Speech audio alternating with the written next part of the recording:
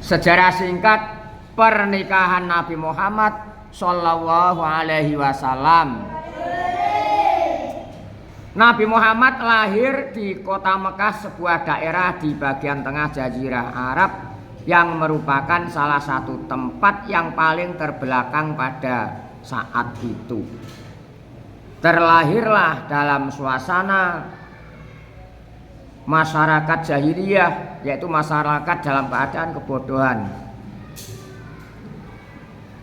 Masyarakat jahiliyah bukan terus bodoh menyeluruh, bodoh dalam ketuhanan karena batu berhala dijadikan apa? Tuhan, katanya Tuhan disembah-sembah. Bukan orang bodoh. Pada perdagangan sudah pandai ya pada waktu itu. Nah, ini dikatakan jahiliyah karena sudah nyata-nyata atau benar-benar batu atau patung disembah-sembah atau dipundi-pundi. Ini makanya termasuk dikatakan jahiliyah. Waktu itu Nabi Muhammad belum diangkat menjadi nabi, masih kecil, masih lahir. Ini calon nabi, calon rasul, pemimpin umat sedunia. Beliau ini adalah mempunyai sifat yang lain daripada yang lain. Mengapa, Pak? Beliau adalah pemimpin dunia, pemimpin umat seluruh dunia, umat manusia. Nah, kita harus mengerti, walaupun tidak mendalam, yang paling tidak harus mengerti sejarah-sejarahnya Nabi kita Muhammad Sallallahu Alaihi Wasallam. Pada waktu itu Nabi terkenal sifat yang sangat jujur, masa kecil dan masa mudanya. Bahkan ada seorang pedagang atau termasuk orang yang kaya raya simpati kepada Nabi Muhammad Sallallahu Alaihi Wasallam. Mengapa beliau atau mereka simpati? Karena dengan sifat kejujuran Nabi Muhammad itu. Waktu itu belum diangkat menjadi nabi, karena Nabi diangkat menjadi rasul atau nabi pada usia 40 tahun. Nabi dijuluki sifat apa? Kunal amin, yaitu orang yang dapat dipercaya. Walaupun lahir dalam keadaan situasi atau desa yang terbelakang waktu itu ya, sekarang sudah maju di daerah Makassar.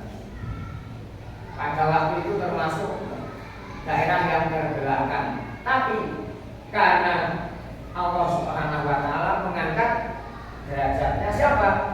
Nabi Muhammad Sallallahu Alaihi Wasallam dilahirkan itu. Negara yang asalnya terbelakang sekarang sudah maju pesat. Semuanya serba ada di sana. Nabi lahir di Mekah dan hijrahnya di Madinah, dan makamnya juga dimakamkan di Madinah. Kalau dituliskan.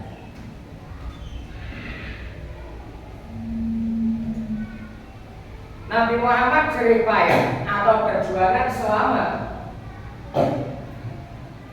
sekitar 23 tahun, 13 tahun di Mekah, 10 tahun di Madinah. Nabi Muhammad pada waktu itu banyak yang simpati karena jujur, ramah, etikanya baik, semuanya terkagum. Melihat keadaan Nabi Muhammad baru mendengar sudah terkagum. Mengapa? Gara-gara akhlaknya. Makanya akhlak ini adalah apa? Akhlak ini adalah termasuk yang kita dambakan. Ilmu tanpa akhlak tak ada gunanya. Harus didasari akhlak yang baik, akhlak yang mulia, akhlak yang terpuji. Kalian disekolahkan atau disuruh ngaji di lingkungan agama harus mengerti dengan sopan santun, ramah tamah. Ini adalah mencerminkan akhlak pada kita semua.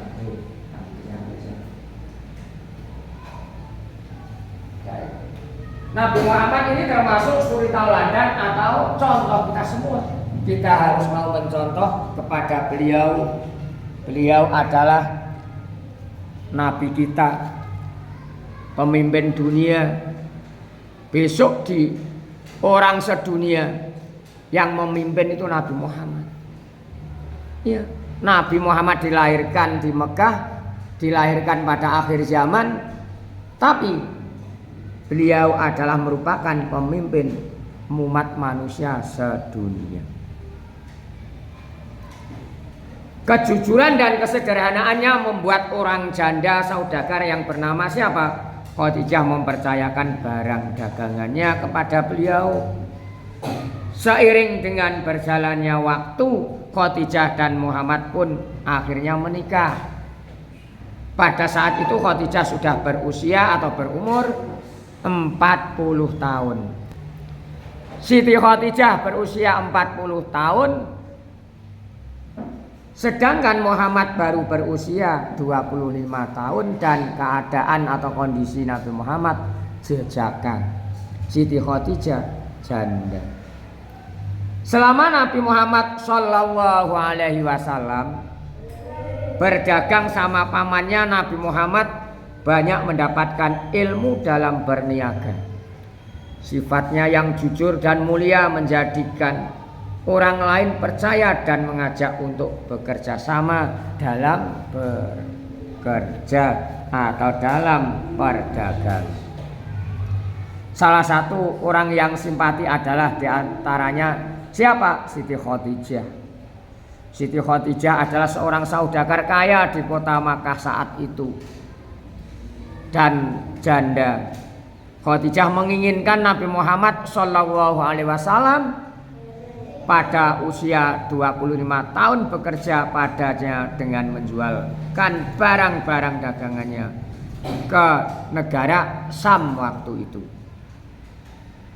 Nabi Muhammad dipercaya untuk berdagang dan ditemani oleh siapa? Namanya Maisaroh. Maisaroh sendiri juga kagum, tertarik dengan siapa? Nabi Muhammad itu, karena dagangannya sangat laris dan baik hati dalam berjualan, selalu ramah, sopan santun dengan pembeli. Apabila barang itu baik dikatakan baik, kalau barang ada cacatnya dikatakan ada cacatnya. Kita harus mengikuti demikian. Di zaman akhir sekarang banyak fitnah dalam perjualan.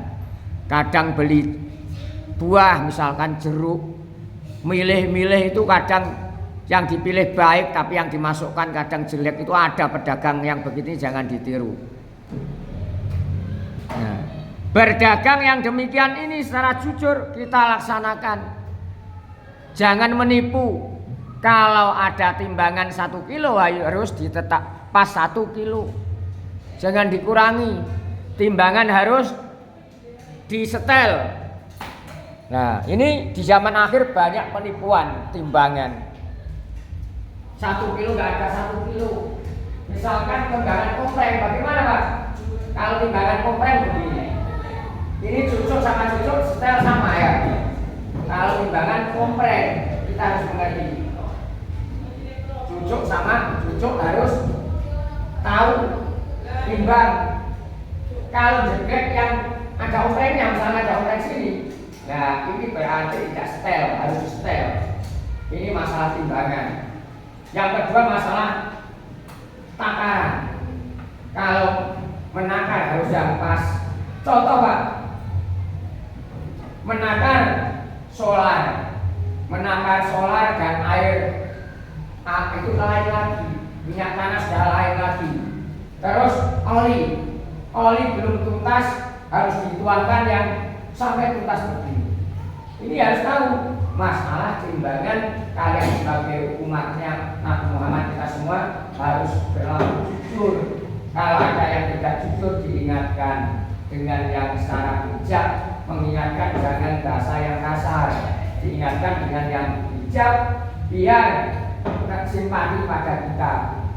Walaupun dia merasa salah, kalau kita mengingatkan dengan cara bijak, akan menerima lapang dada dan akhirnya menjadi persaudaraan, minta bergabung dalam perdagangan yang baik. Itu fakta. Ini saya praktekkan, Pak Dua sendiri sudah dagang. Contohnya di pasar juga nunggu, juga jualan sembako. Pak Dua ini praktek langsung, juga termasuk jualan yang dulu ada solar dulu. Pak Dua dulu jualan solar juga, minyak gas sampai sekarang masih. Ini menakar itu harus hati-hati. Kita semua sebagai umat Nabi harus kita meniru pada Nabi kita Muhammad Shallallahu Alaihi Wasallam. Jangan menipu. Kalau memang dagangannya barangnya jelek dikatakan jelek, kalau baik dikatakan baik. Sebagaimana Nabi dalam waktu itu berdagang. Biar apa Pak? Biar Allah ridho, biar barokah, hidupnya tenang, ayem, tentrem di mana saja berada. Kalau kita berlaku jujur dalam ucapan, perbuatan dan sebagainya, hidup akan nyaman, hidup akan santai, hidup akan indah, dirasa walaupun dalam keadaan apapun, tapi kita karena yang kita makan dengan cara yang baik, dengan cara yang halal, Allah akhirnya bagaimana? Memberikan keridhaan pada kita. Keluarga menjadi sakinah mawaddah warahmah. Amin ya rabbal alamin. Anak-anak menjadi soleh-solehah. Kita makanya harus berusaha yang semaksimal mungkin. Kita waktu-waktunya belajar, kalian harus apa? Harus mengerti dan besok dibuat untuk bekal hidup di masyarakat di masa tua kalian. Kalian semua itu enggak terus sekolahan ini, madrasah ini, lembaga ini, yayasan ini, termasuk tulang punggungnya adalah kamu semua. Besok yang menjadi guru-guru kamu, makanya harus baik. Mengapa Pak? Pak, kok begitu? Seperti sekarang Pak, nanti saya, ibu yang lain, apakah hidup terus? Bakal mati. Ya. Yang ganti siapa? Kamu. Gitu saja. Ya dia. Sekolahan besok barangkali yang menjadi kepala madrasah kamu, dia, entah kamu siapa? Ekor sama itu. Termasuk Lina. Ya. Laisa, iya. Sekolahan ini besok yang menjadi guru-guru kamu semua. Yang sekarang tua-tua, regenerasi dari generasi gantian, makanya harus dipersiapkan yang baik. Kamu besok menjadi kepala madrasah kan? Ya.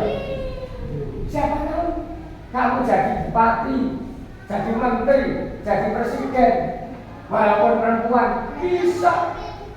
Makanya harus dipersiapkan belajar yang sungguh-sungguh. Jangan malas belajar. Kalau di apa itu diingatkan dunia nurut biar apa? Kita menjadi orang yang baik ke depan, soleh-soleh.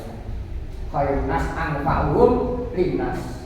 Ini tujuan orang tua kita semua adalah orang tua tujuannya kita menjadi anak yang soleh-solehah.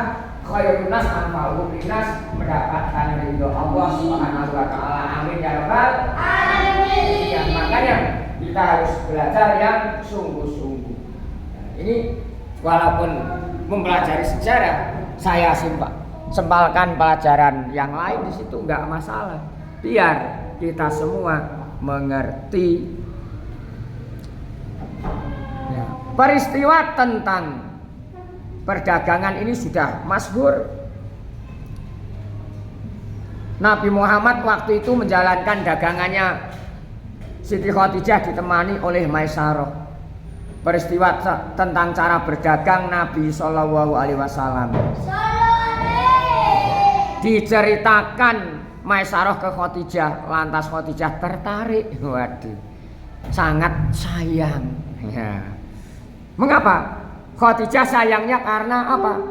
Etika juga, baik hati, akhlaknya terpuji, mahmudah, selalu menyenangkan, selalu berbuat yang indah-indah di hadapan orang, walaupun di hadapan keluarga maupun dalam diri sendiri. Yang dikerjakan selalu indah dan enak dipandang siapa saja. Itu siapa? Nabi Muhammad Shallallahu Alaihi Wasallam. Lantas Khadijah tertarik dan mengutus Nufaisah. Ini Nufaisah untuk menemui Nabi agar mau menikah dengan Khadijah. Akhirnya waktu itu Siti Khadijah tertarik dan jatuh cinta. Jatuh cinta yang namanya Nufaisah ini untuk menemui Nabi. Suruh apa? Untuk ngerembuk bahwa Khadijah senang padamu, misalkan demikian. Bagaimana? Setelah itu Nabi bermusyawarah kepada pamannya dan disetujuinya. Akhirnya Khadijah menikah dengan Nabi Muhammad Shallallahu Alaihi Wasallam dengan mas kawin berapa? 20 ekor unta muda. Ya, makanya kalian besok kalau yang laki-laki menentukan mas kawin jangan sedikit, berilah mas kawin yang banyak kalau memang mampu. Walaupun mas kawin itu cincin besi juga boleh, tapi diusahakan. Ya wedok-wedok ngerti ya. Ayo mas kawin kok 100.000 200.000, aja sing akeh gawe mas kawin. Menghargailah orang-orang perempuan dan itu merupakan calon istri kalian sendiri. Begitu Cak. Kalau memang ada. Usia Khadijah pada waktu itu 40 tahun dan Nabi Muhammad Shallallahu Alaihi Wasallam 25 tahun. Dalam perkawinannya Nabi dianugerahi putra-putri yaitu Qasim, Abdullah, Zainab, Ruqayyah, Ummu Kulsum dan Fatimah. Semua anak laki-laki Nabi wafat waktu masih kecil dan perempuannya yang masih hidup atau bertahan sampai Nabi wafat adalah Fatimah. Ini Fatimah yang sampai berkeluarga dan mempunyai anak atau keturunan atau generasinya. Kita harus meniru cara-cara yang dilakukan oleh Nabi Muhammad Shallallahu Alaihi Wasallam. Cara berdagang Nabi Muhammad Shallallahu Alaihi Wasallam.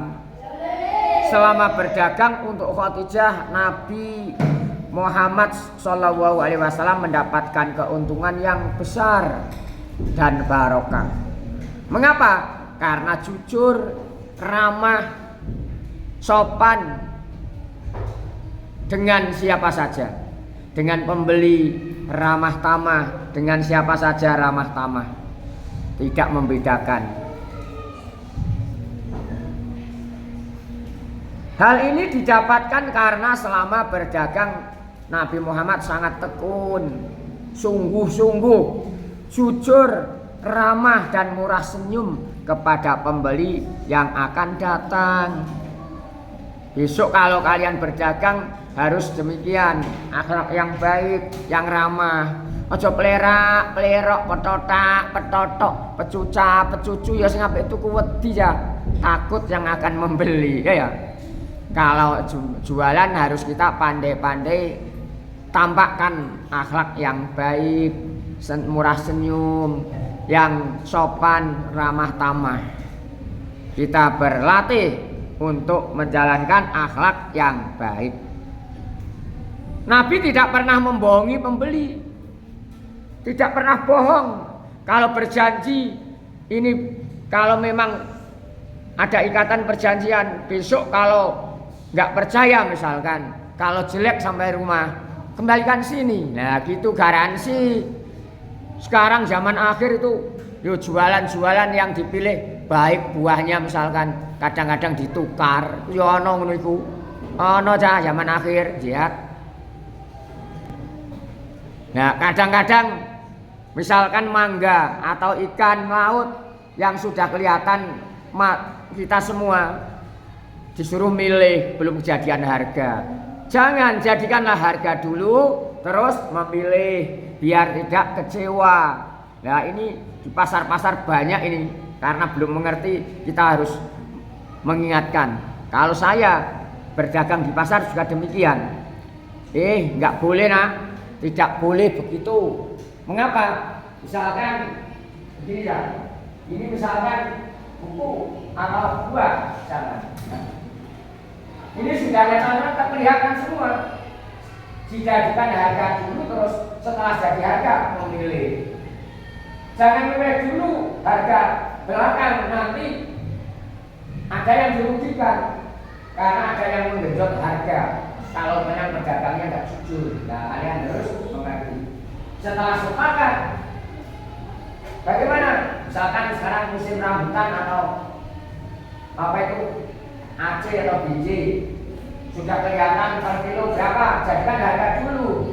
Malah milih dulu, nggak usah memilih sudah, karena sudah kelihatan di dalam keranjang dan dalam apa itu tidak. Nanti kalau sudah kejadian harga memilih itu harus tahu kalian. Besok kalau kalian sudah demikian, kalau memang ada yang menawar 50 terus tidak jadi harga, nanti ada calon pembeli. Kalau memang tanya sudah ditawar berapa Bu, Mas, Mbak, katakanlah apa adanya 50. Jangan dibilang 60. Kalau 60 padahal nggak ada yang menawar 60 terus dijadikan dibeli calon pembeli yang kedua. Itu yang 10.000 namanya termasuk riba. Awas, hati-hati. Riba itu adalah lebihan, tidak diperbolehkan. Nabi Allah menghalalkan jual beli tapi mengharamkan riba. Wa ahallallahu al-bai'a wa harrama riba. Al-Qur'annya jelas, kita harus tahu dan kita harus berjuang dalam keadaan apapun. Berjuang itu adalah berbagai cara. Saudara jariah juga demikian. Berjuang lewat ilmunya, lewat tenaganya, lewat pemikirannya, lewat hartanya dan sebagainya. Yang baik Pak, yang sempurna adalah punya ilmu, harta, jiwa, tenaga yang disampaikan semua itu adalah yang terbaik. Besok kalian harus demikian. Beda apa dunia lewat ilmu, berjuang ikhlas mulan, mengajar ikhlas itu adalah yang diajarkan adalah menjadi sedekah jariah kalian. Saya mengajarkan perdagangan, kamu perdagangan yang baik, akhirnya Pak Abdullah mendapatkan pahala. Syaratnya ikhlas ya. Kita harus syaratnya ikhlas, tidak usah ingin dipuji orang lain. Itu namanya termasuk riak atau pamer. Nah ini penyakit rohani yang harus kita hindari. Penyakit rohani banyak sekali, ujub, takabur, hasud dan sebagainya. Kita harus mengerti. Biar apa? Biar selamat baik di dunia maupun di akhirat nanti.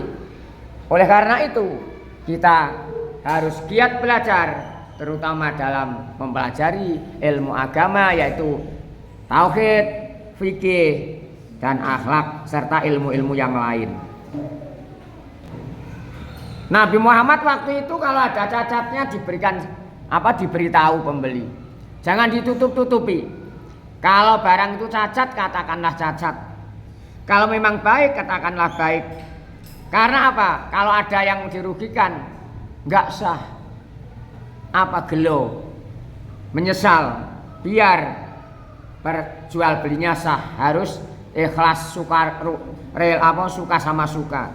Tampan yadan biadin, nah, dalam fikihnya bahasa Arab, saling ikhlas, diserahno, ada nominalnya sekian, transaksi sekian, uangnya sekian, harus jelas, dan barang dan penerima atau pembeli juga jelas. Apa yang dilakukan Nabi dalam berdagang tidak membuat rugi, tidak membuat rugi orang lain, juga termasuk membuat rugi dirinya sendiri. Tidak, selalu berhati-hati. Bahkan dia mendapatkan keuntungan yang besar juga. karena dagangannya banyak, laris, tidak tersisa.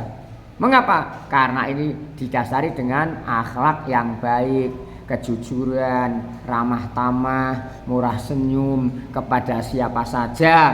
Makanya kalian jangan petotok ya. Nek kon karo kanca salah ya dimaafkan. Dijaluki sepura karo kanca kudu gelem menerima dengan lapang dada. Aja malah petotok pecucu. Iku gak apik. Lebih-lebih kalian yang berilmu.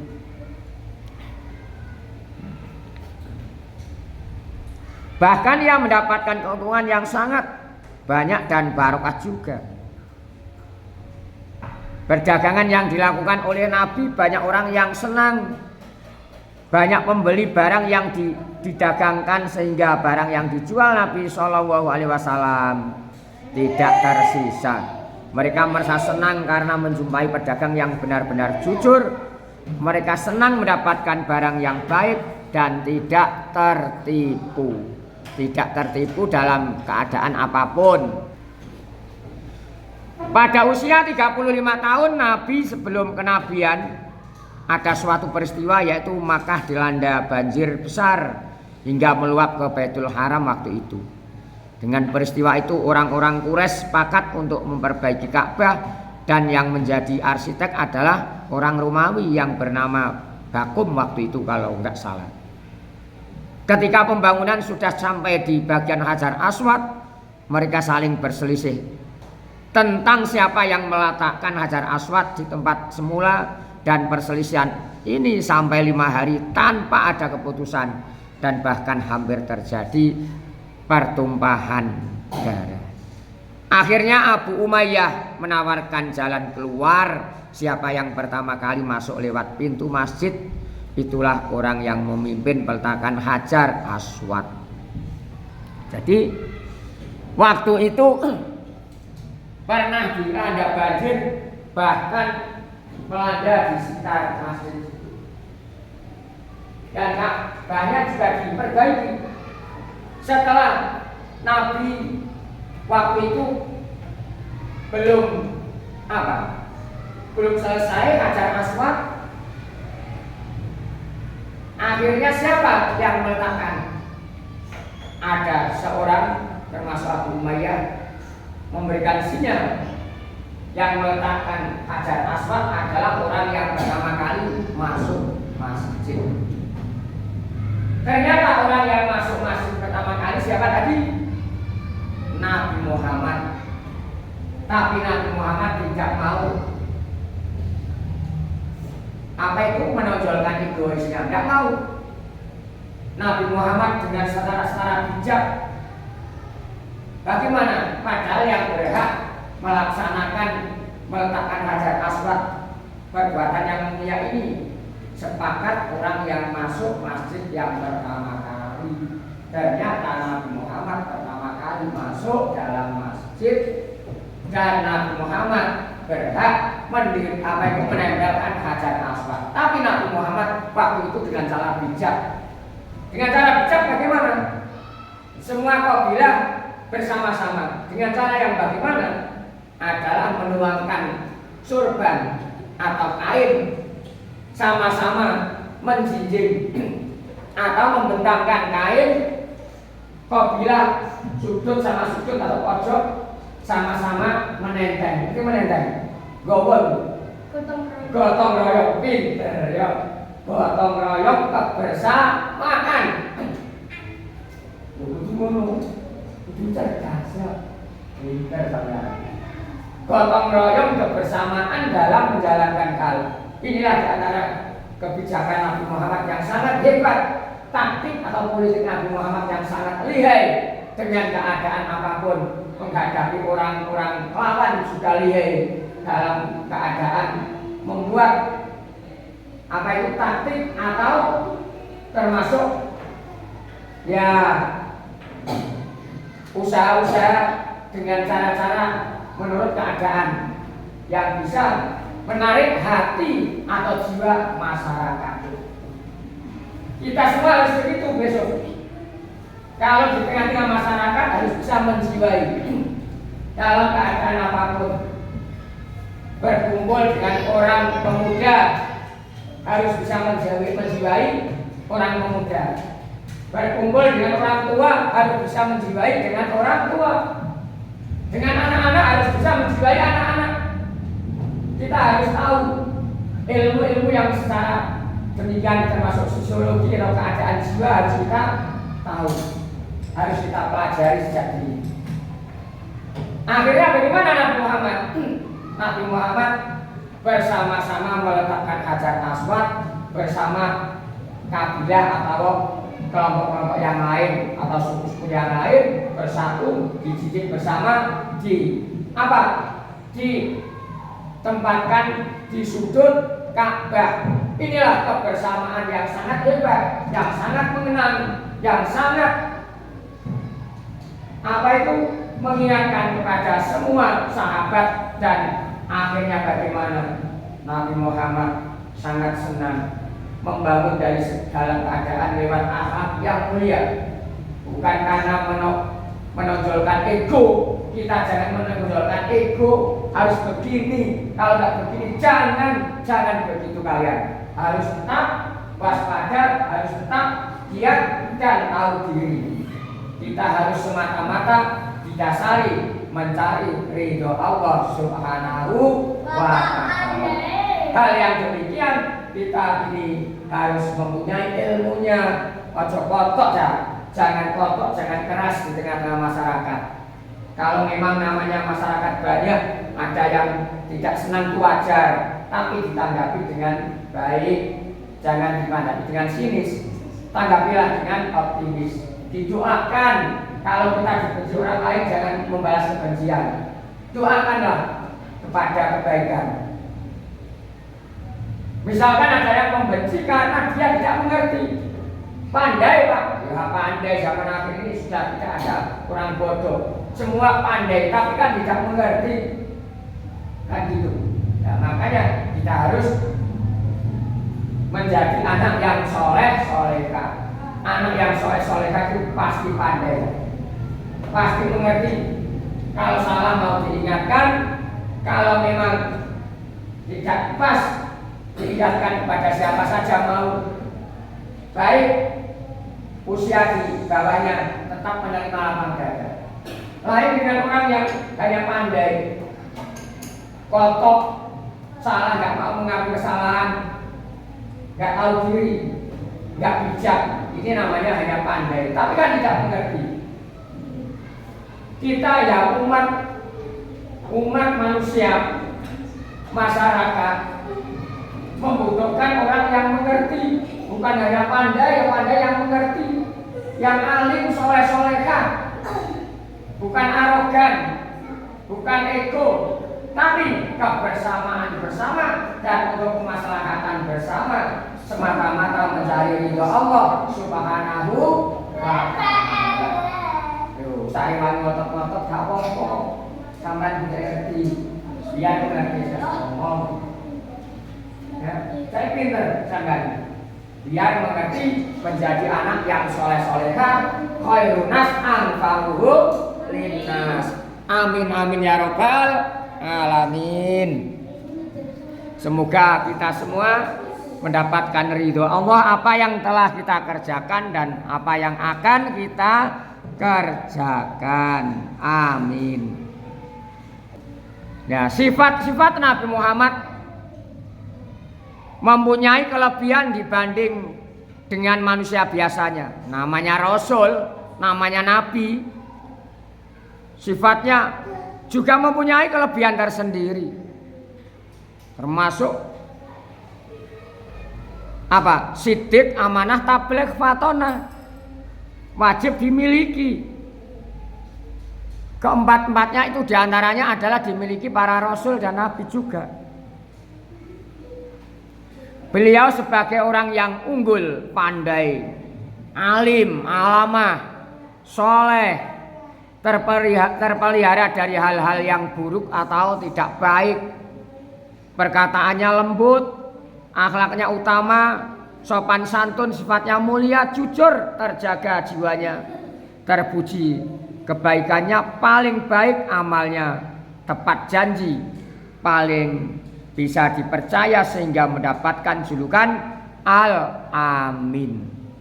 Dan beliau juga membawa bebannya sendiri, memberi kepada orang miskin, menjamu tamu, dan menolong siapapun yang hendak menegakkan kebenaran. Makanya kita berusaha yang lebih baik, lebih yang diridhoi Allah, maka semuanya akan dimudahkan oleh Allah juga. Semenjak kecil Nabi Muhammad Shallallahu Alaihi Wasallam telah memiliki sifat tabah, sabar, hormat, taat, juga rajin bekerja keras, tidak menggantungkan orang lain, selalu optimis ke depan mencari ridho Allah Subhanahu wa taala dalam segala hal. Nah, makanya kita sebagai umatnya harus mengerti dan tahu ilmu-ilmunya yang dimiliki Nabi Muhammad dan kita tiru. Semoga Allah meridhoi segalanya. Amin ya rabbal alamin.